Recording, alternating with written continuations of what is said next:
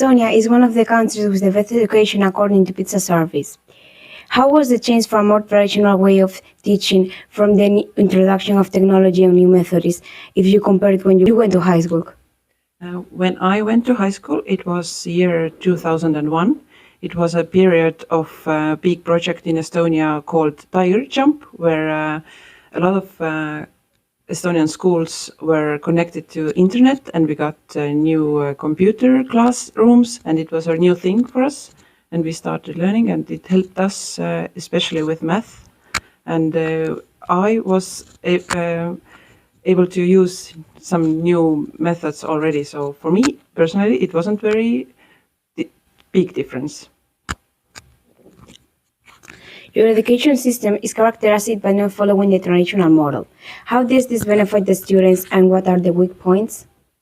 So I would say that we do use the most traditional teaching methods as well. So we also use textbooks and workbooks.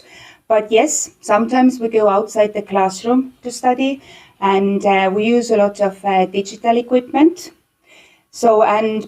But what differs most is maybe the relationship we have between teachers and students, and also with parents, because we all work together as a team. So, and we also involve parents with their students' learning process. So it's not only the student and the teacher, and that probably helps a lot. And we have created a very close bond between students and their homes. And we know pretty much about families, and that also helps us to understand better what is happening to the student. And the leading principle of the Estonian education system is, of course, inclusive education, which means that every child is offered an educational arrangement that exactly matches their abilities and needs. But the problem is that, yes, we want to get to every child, whether it's the case of staying behind, or it's also a very talented student. But it takes a lot of human resources, and it's a very hard work to get to every student.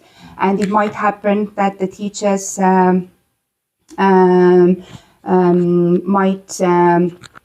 feel that they have too much work, and it might cause stress and teachers leaving school. So I think this is the problem. What do you think it would be necessary to help these students with special necessities, or help these teachers to do the work easily? We do need more teachers, but the government knows the problem and is trying to solve it. So the main concern is that we have a lot of work, and we we could say that I will just take these number of classes, but that would mean that we get very low income, which is also a problem. We work also because we need to do more work to be paid better. So it's a kind of a circle that we can't get out if the government won't help us. But they are working on it, and I have just heard that 4% will be the raise of the salary next year. Okay. Although it was promised 8%, but still. Your school sure has devised activities such as cooking or carpentry workshop. How does this help the students comparing with the more traditional textbooks, exams, and homework that we normally have in Spain? Okay. Mm-hmm.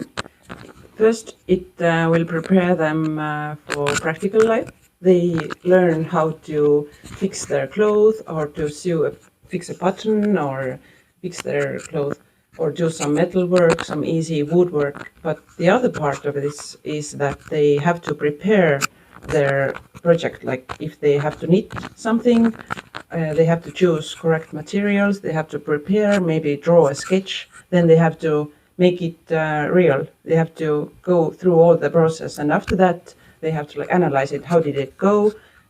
Did I choose the correct materials? So it will make them make the theory into life. Okay. What do you think helps and stimulates the students most to learn in the Estonian educational system? And what importance do motivation and emotion have in this process? Well, as you know, everything starts with a motivation, no question about that. So, but the question is, what motivates you, students? So we need to find, if we find this, what motivates you, then it would be easy. But what we try to do is to give students tasks that need reasonable effort, the tasks that are not too easy, which would make the task boring for you, or the tasks that are not too difficult, then you don't want even to solve it. But you still, but that means again that the teachers need to work more because the students are with very different abilities. And maybe for you would suit this task, but maybe for you another one. So you have to prepare different tasks to make suitable tasks for every student in the class to get them involved, and that also creates motivation. So and also whenever we do something outside the classroom, it also shows the students, like you mentioned, that it's real life. That it's not something that we do inside the schoolhouse and then you go out and there is something different and everything that you have learned here stays just here. But that it's real life. That's why we sometimes go to visit different different workshops outside and Like try. in this Pärnu, Yes, you went. yeah, you went today. So to show that what we do here is actually real life, we try to, and also try to show them and ask them questions. Why would you need that? Why do we study that? What do you think? So it's not because I want to teach you that, but you probably will need that. Try to find connections with real life. Like Yes. The problem in math, like you need it when you renovate your home. Try to make it connect with the real life. And that at least we hope and we have seen that motivates you when you see that you will really need it. Yes. So, what do you think are the main reasons the students turn out to be very successful in life after they leave school and go to the university or to a vocational school or get a job? And how do you evaluate them to get such good results? I think that one thing is that these cultural things, education is really important for us. We try to make them see that the better results you have, the more you learn, the better life is waiting for you outside of the school later on. So if they realize that and the parents support us, then they are motivated.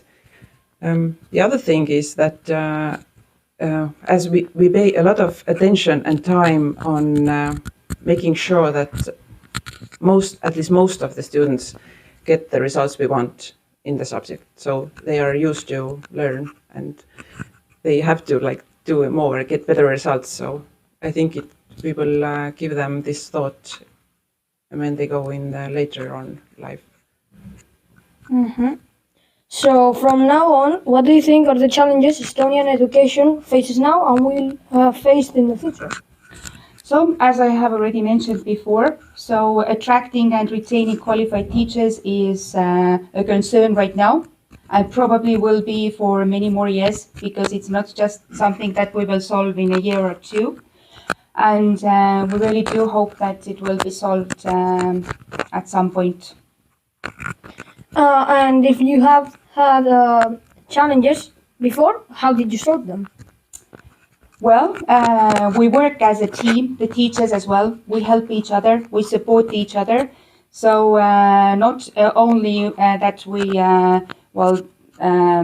so to say, divide different tasks between us, but we also talk to each other and support that way. Yeah, teamwork. Teamwork, yes.